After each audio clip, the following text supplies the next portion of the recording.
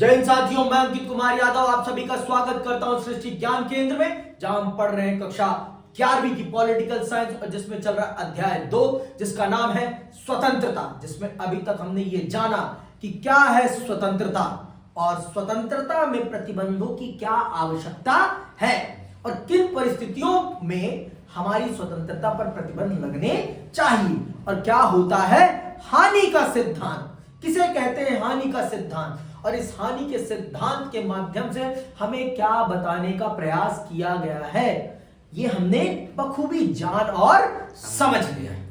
इसमें हमें कोई समस्या नहीं है। अब हम चल रहे हैं आगे बढ़ने, आगे चल रहे हैं हम जानने और समझने कि क्या है सकारात्मक और नकारात्मक स्वतंत्रता। सकारात्मक स्वतंत्रता का क्या मतलब होता है और नकारात्मक स्वतंत्रता का क्या मतलब होता है। चलिए विस्तार पूर्वक जानते हैं और समझते हैं कि क्या है सकारात्मक और क्या है नकारात्मक स्वतंत्रता। तो आइए इस अध्याय में पहले हमने स्वतंत्रता के दो आयामों की चर्चा की थी। बाहरी प्रतिबंधों के अभाव के रूप में स्वतंत्रता और स्वयं को अभिव्यक्त करने के अवसरों के विस्तार के रूप में स्वतंत्रता। बाहरी प्रतिबंधों के अभाव के रूप में स्वतंत्रता कि मुझ पर किसी भी प्रकार का बाहरी प्रतिबंध नहीं होगा, मुझ पर किसी भी प्रकार का बाहरी प्रतिबंध नहीं होगा। ठीक है, एक तो इस प्रकार की स्वतंत्रता और दूसरा क्या था और अभिव्यक्त अपने आप को स्वयं को अभिव्यक्त करने की स्वतंत्रता। जब तक अपने आप को आप अभिव्यक्त नहीं कर पा रहे हैं ना तब तक स्वतंत्र होने का कोई मतलब नहीं है, कोई मतलब नहीं है। समझ में आई बात? कोई अर्थ नहीं होता और कोई मतलब नहीं होता, ये बात जानो। राजनीतिक सिद्धांत में इन्हें नकारात्मक और सकारात्मक स्वतंत्रता कहते हैं। नकारात्मक स्वतंत्रता उस क्षेत्र को पहचानने और बचाने का प्रयास करती है जिसमें व्यक्ति अउल्लंघनीय हो। क्या है? नकारात्मक स्वतंत्रता उस क्षेत्र को पहचानने और बचाने का प्रयास करती है जिसमें व्यक्ति अनुल्लंघनीय है, मतलब जिस संदर्भ में उसके किसी भी काम में कोई उल्लंघन नहीं कर सकता, जिसमें वह जो होना बनना या करना चाहे हो सके, बन सके और कर सके। यह ऐसा क्षेत्र होगा जिसमें किसी बाहरी सत्ता का हस्तक्षेप नहीं होगा। यह छोटा सा पवित्र क्षेत्र है जिसमें व्यक्ति कुछ भी करे लेकिन उसमें हस्तक्षेप नहीं किया जाता। अहस्तक्षेप के इस छोटे से क्षेत्र का होना इस बात की स्वीकृति है कि मानव प्रकृति और मानव गरिमा को एक ऐसे क्षेत्र की आवश्यकता है जिसमें व्यक्ति दूसरे से अबाधित रूप में व्यवहार कर सके। यह क्षेत्र कितना बड़ा होना चाहिए और इसमें क्या क्या शामिल होना चाहिए ये वाद विवाद के विषय हैं और बने रहेंगे, क्योंकि हस्तक्षेप का क्षेत्र जितना बड़ा होगा स्वतंत्रता उतनी अधिक होगी। समझ में आई बात? नकारात्मक स्वतंत्रता में वो विषय आते हैं जिन विषयों में यह माना जाता है कि किसी भी प्रकार का हस्तक्षेप नहीं होना चाहिए। किसी भी प्रकार का कोई भी हस्तक्षेप नहीं होना चाहिए और जितना कम से कम हस्तक्षेप होगा उतना ही स्वतंत्रता का क्षेत्र बढ़ता चला जाएगा, उतना ही स्वतंत्रता का क्षेत्र बड़ा होता चला जाएगा। समझ में आई बात? स्वतंत्रता बहुत बड़ी चीज है और इसको हमें समझना बहुत जरूरी भी है। अगर हम इसको नहीं समझ पा रहे हैं तो हमारे लिए ये बहुत बड़ा चुनौती का विषय हो जाएगा, हमारे लिए बहुत बड़ी चुनौती का विषय हो जाएगा। आगे सुनिए, हमें जो मानने की जरूरत है वह क्या है कि नकारात्मक स्वतंत्रता की परंपरा व्यक्ति के लिए एक ऐसे दायरे की बात करती है जो अउल्लंघनीय है।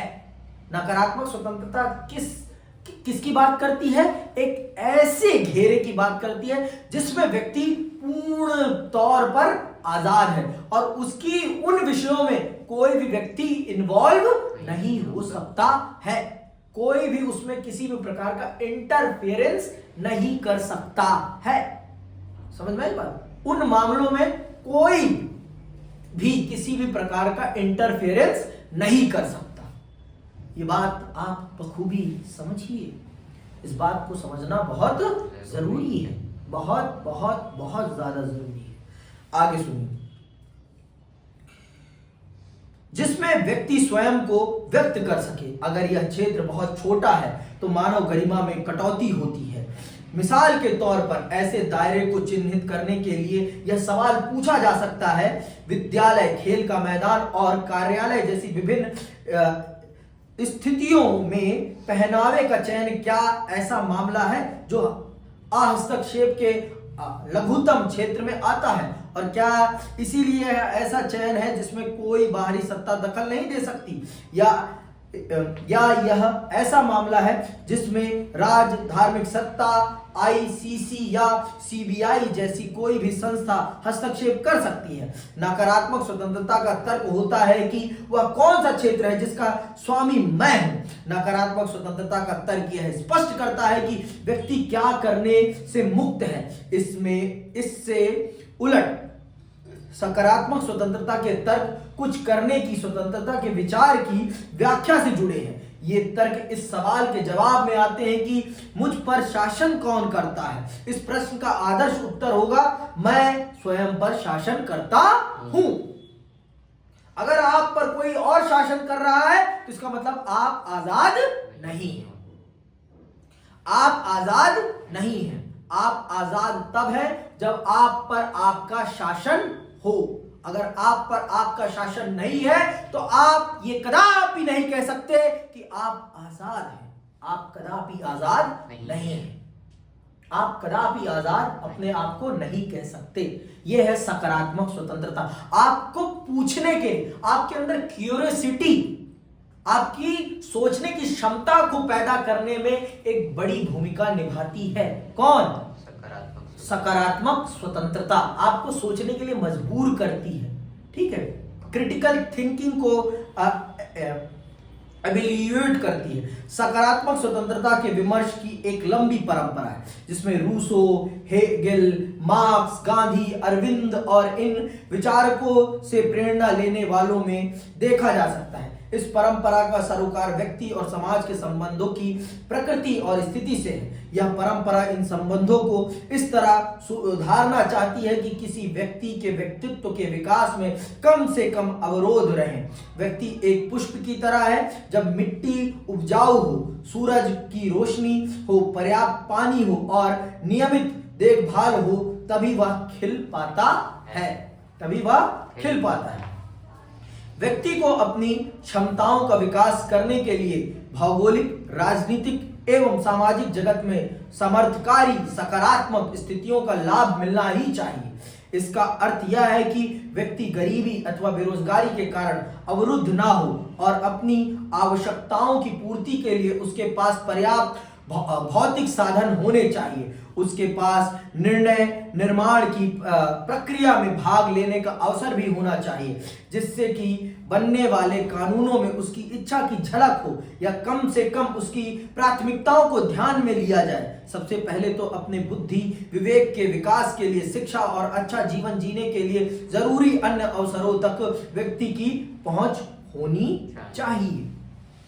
इन सब के बारे में आपको सकारात्मक स्वतंत्रता सोचने और प्रश्न करने की क्षमता प्रदान करती है। ये सारे विषय पर सोचने लायक आपको बनाने का काम करती है। कौन? सकारात्मक स्वतंत्रता। सकारात्मक स्वतंत्रता के पक्षधारों का मानना है कि व्यक्ति केवल समाज में ही स्वतंत्र हो सकता है, समाज से बाहर नहीं, और इसीलिए वह इस समाज को ऐसा बनाने का प्रयास करते हैं जो व्यक्ति के विकास का रास्ता साफ करे। दूसरी ओर नकारात्मक स्वतंत्रता का सरोकार हस्तक्षेप के अउल्लंघनीय क्षेत्र से है। इस क्षेत्र से बाहर समाज की स्थितियों से नहीं, नकारात्मक स्वतंत्रता हस्तक्षेप के इस छोटे क्षेत्र का अधिक से अधिक विस्तार करना चाहेगी। हालांकि ऐसा करने में वह समाज के अस्थायित्व को ध्यान में रखेगी। आमतौर पर दोनों तरह की स्वतंत्रताएं साथ साथ चलती हैं और एक दूसरे का समर्थन करती हैं, लेकिन ऐसा भी हो सकता है कि निरंकुश शासन नकारात्मक स्वतंत्रता के तर्कों का सहारा लेकर अपने शासन को न्यायोचित सिद्ध करने की कोशिश करे। ये भी हो सकता है।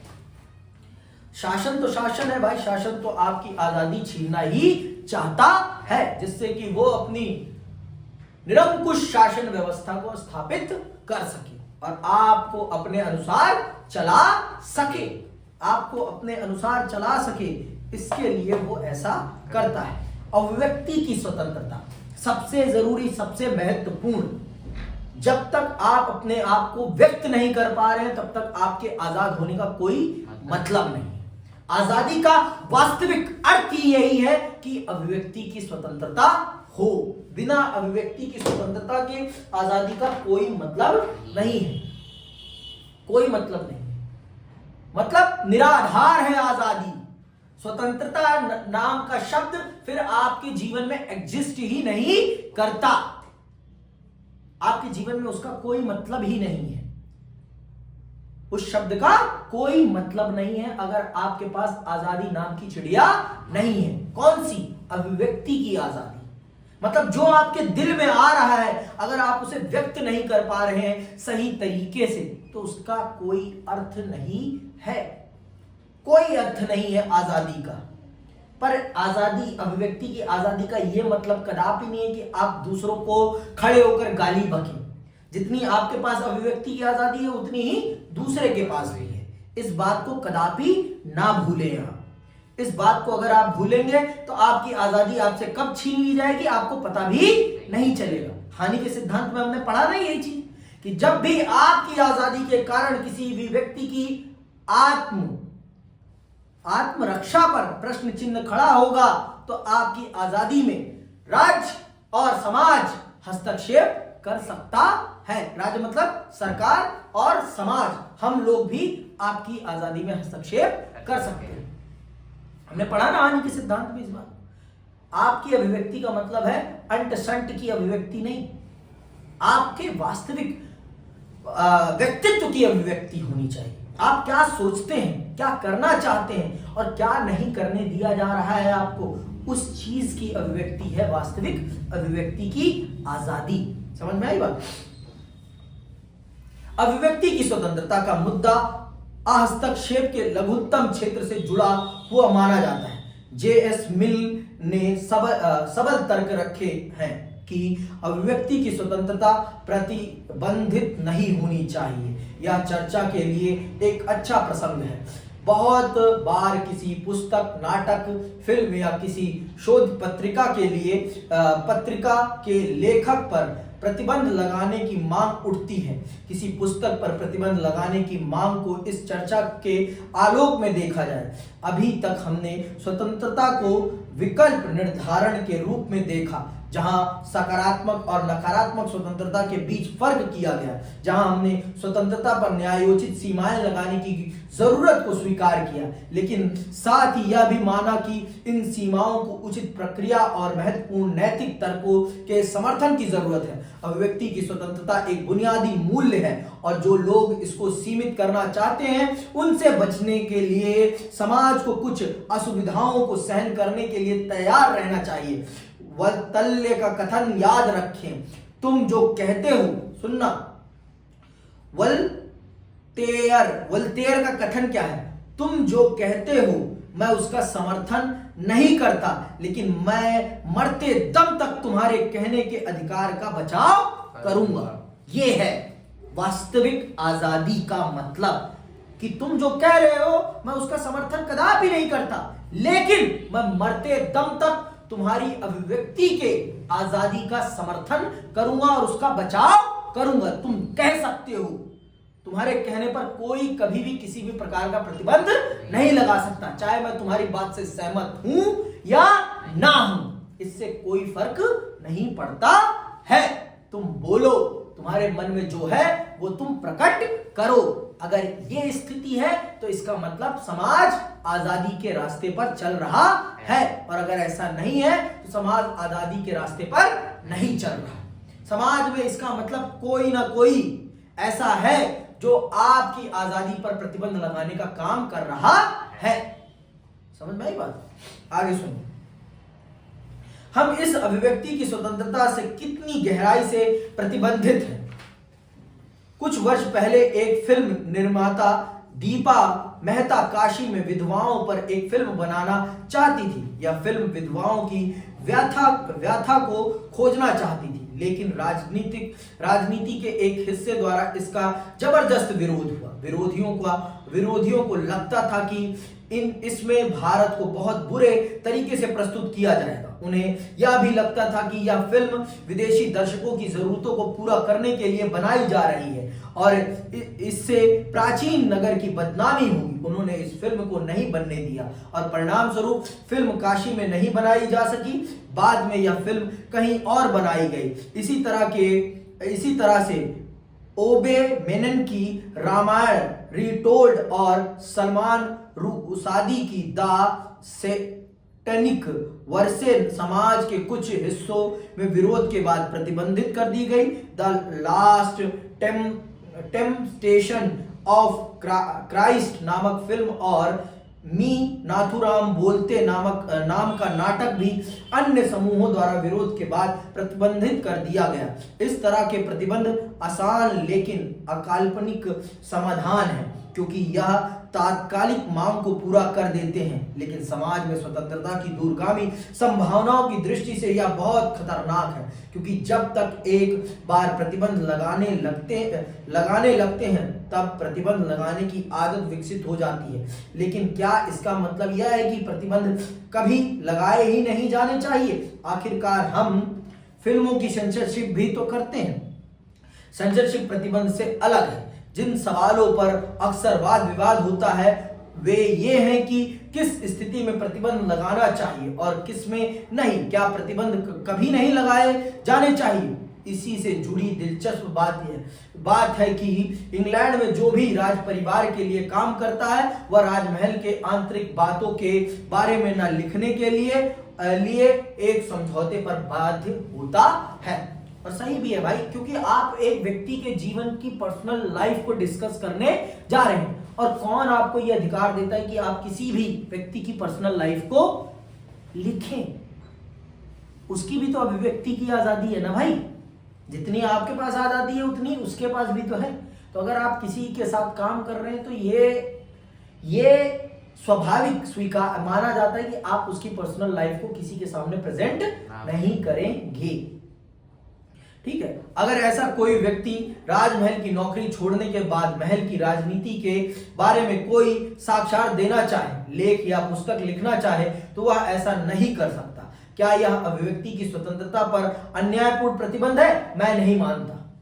मैं कदापि नहीं मानता हूं इसे अभिव्यक्ति की आजादी पर प्रतिबंध, क्योंकि आप अपनी अभिव्यक्ति में किसी की पर्सनल लाइफ चल रहे हैं डिस्कस करने, और आपको ये कदापि अधिकार नहीं कि आप किसी की पर्सनल लाइफ को डिस्कस करें, वो भी सार्वजनिक तौर पर। किसी की पर्सनल लाइफ आप नहीं डिस्कस कर सकते अपनी अभिव्यक्ति की आजादी के नाम पर। समझ में आई बात? अभिव्यक्ति की आजादी का ये कदापि अर्थ नहीं है कि आप किसी की पर्सनल लाइफ को डिस्क्लोज करें, अगर आप उससे जुड़े हुए थे तो। ठीक है। अलग अलग तरह की सीमाएं वजूद में हैं और वे हम पर विभिन्न स्थितियों में लागू होती हैं। इन प्रतिबंधों के बारे में सोचते समय हमें यह महसूस करने की जरूरत है कि जब ये प्रतिबंध किसी संगठन, सामाजिक, धार्मिक या सांस्कृतिक सत्ता या राज्य की शक्ति के बल पर लगाए जाते हैं, तब ये हमारी स्वतंत्रता की कटौती इस प्रकार करते हैं कि उनके खिलाफ लड़ना मुश्किल हो जाता है। हालांकि यदि हम स्वेच्छापूर्वक या अपने लक्ष्यों और आकांक्षाओं को पाने के लिए कुछ प्रतिबंधों को स्वीकार करते हैं, तो हमारी स्वतंत्रता उस प्रकार से सीमित नहीं होती। अगर हमें किन्हीं स्थितियों को स्वीकार करने के लिए बाध्य नहीं किया जा रहा, तब हम नहीं कह सकते कि हमारी स्वतंत्रता की कटौती की जा रही है। जब तक हम पर जबरदस्ती कुछ थोपा नहीं जा रहा, तब तक हम ये कदापि नहीं कह सकते कि हमारी आजादी छीनी जा रही है। हमारी आजादी छीनी जा रही है, हम ये कदापि नहीं कहेंगे। ठीक है। हमने यह कहते हुए शुरुआत की थी कि स्वतंत्रता बाहरी प्रतिबंधों का अभाव है। अब हम यह महसूस कर चुके हैं कि स्वतंत्रता हमारे विकल्प चुनने के सामर्थ्य और क्षमताओं में छुपी होती है, और जब हम विकल्प चुनते हैं तो हमें अपने कार्यों और उसके परिणामों की जिम्मेदारी भी स्वीकार करनी होगी। इसीलिए स्वतंत्रता के अधिकतर पक्षधार लोग मानते हैं कि बच्चों को माता पिता की देखभाल में रखा जाना चाहिए, सही निर्णय लेने उपलब्ध विकल्पों को विवेक पूर्वक जांचने और अपने कार्यों की जिम्मेदारी अपने कंधों पर लेने की हमारी क्षमता का जितना विकास शिक्षा और निर्णय निर्माण के परिष्कार से होता है, उतना ही जरूरी उसको राज्य और समाज की सत्ता को सीमित करके पालने पोसने की है। ठीक है, तो जितना कम से कम हम पर प्रतिबंध होगा उतना ही हमारी आजादी सुनिश्चित होगी। लेकिन हमें यह भी सुनिश्चित करना है कि सबकी आजादी सुनिश्चित हो, सिर्फ किसी एक की आजादी ना सुनिश्चित हो। समझ में आई बात? तो इसलिए कभी कभी कुछ प्रतिबंध हम पर लगाए जाते हैं, जो कि उचित भी होता है, सबकी आजादी को ध्यान में रखते हुए। इसी के साथ यह अध्याय आपका यही समाप्त होता है और मैं आपसे विदा लेता हूं। जय हिंद, जय भारत।